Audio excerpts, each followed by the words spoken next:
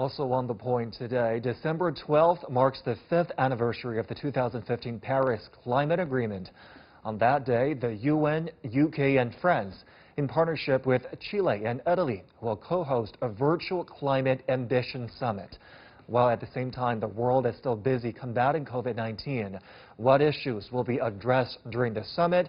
How do we set ourselves on the greenest trajectory possible in the post-pandemic era? Joining me today from D.C., Changhua, China Director of Office of Jeremy Rifkin, and in Beijing, Thomas Gehl, environmental attorney and former environmental advisor to U.S. President Bill Clinton. Welcome to the program.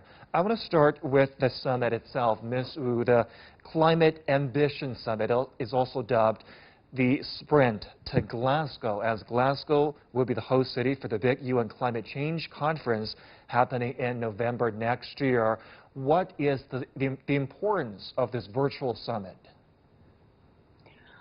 The summit is important, as you use the word. It's a sprint to Glasgow, meaning in order to achieve the success of the international process around the Paris Agreement, we need to build up the momentum even to the unprecedented level in order to make sure the global community continues to honor the commitment all the countries have made to the Paris Agreement, which is around the 2 degrees Celsius target or even 1.5 degrees Celsius target there.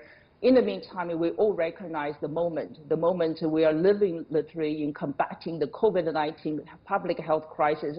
But in the meantime, we had to figure out actually climate change crisis, how to address that together. Now we have the moment or the opportunity, meaning reset because of the crisis, because of the world consensus around to build back better. So this is the moment of time in history, meaning for global community to come together on one side to honor the commitment, but more importantly, how to make sure we integrate into the recovery package the elements of carbon issues, public health issues, and of course among the other social issues there as well. So this is a time to build up, rebuild the momentum in order to achieve success of the international multilateral environmental governance mechanism around the Paris Agreement.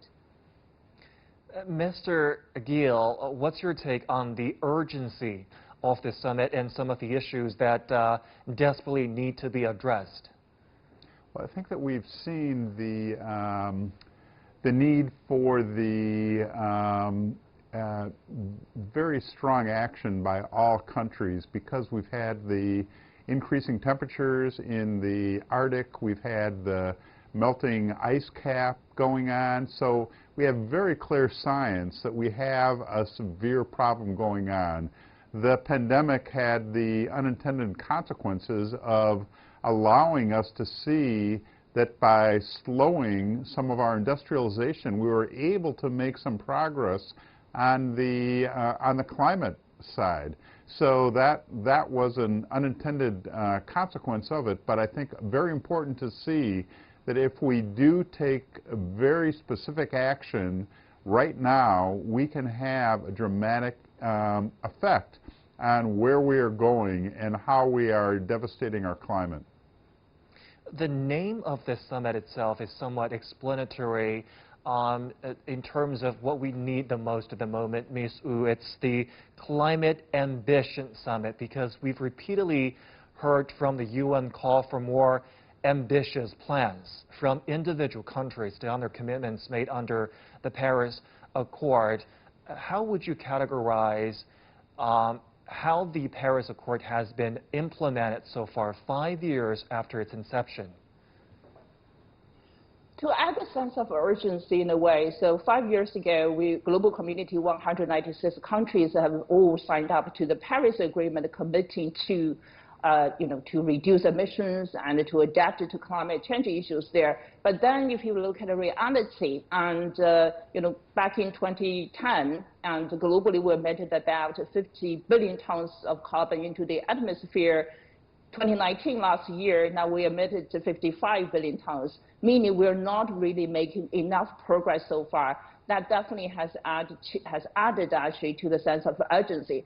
On the other side, what's excitingly actually happening now is more countries coming on board to make their commitment to carbon neutrality. And a year ago, EU was the first one to put their commitment on the table. But now, actually, if you look at China, Japan, South Korea, and others, now even with the Biden administration, even though it's not formal yet, but the commitment is already there. We all see it now.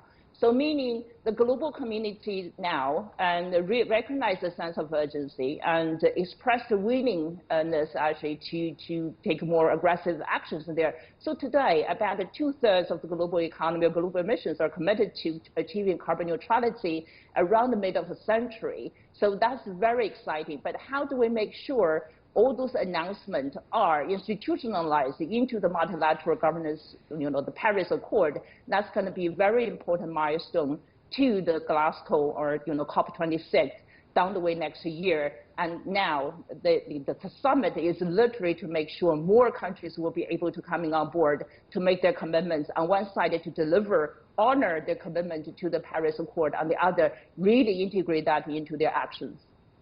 Mr. Gehl, I want to talk about the progress of the Accord in the context of this global health crisis, the coronavirus pandemic, because it has no doubt undermined or slowed down efforts that we all desire in terms of fighting climate change. Ideally, individual countries will align their climate change actions with their economic recoveries, but in reality, is that viable? Is that doable for individual signatories and countries to do that?